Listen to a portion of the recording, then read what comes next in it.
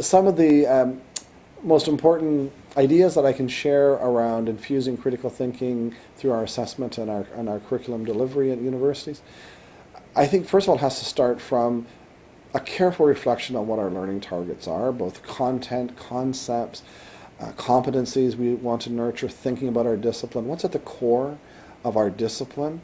What does it mean to think scientifically, historically? What does that look like?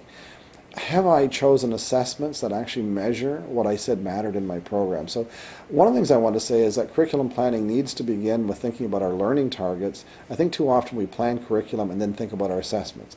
I think we have to figure out what our learning targets are.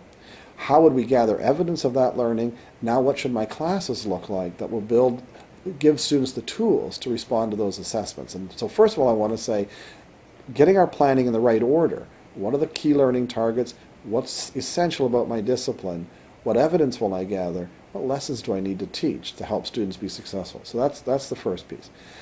Inherent in that is problematizing the curriculum. So that my second piece is finding ways that I move from teaching topics or content to teaching issues, and thereby I inherently problematize the curriculum. What is the issue we're trying to grapple with here? So how can I problematize the learning that invites students to think in meaningful and rich ways?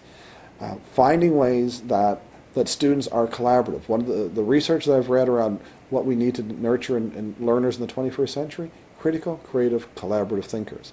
Those three pieces come out repeatedly. Are my classes creating opportunities for you to be innovative and generative in your thinking, to respond to meaningful prompts, critical challenge, critical invitations?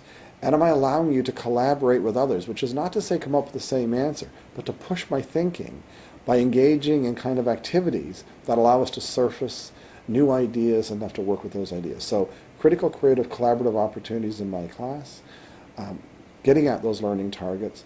And then I would say, finally, increasing the amount of student interaction with the content through peer and self-assessment in rich, meaningful ways, so that we build, and by the way, I think this goes to the core of building a community of thinkers, that as long as I control, as the instructor, what is said and how they're marked, I don't truly have a community of thinkers.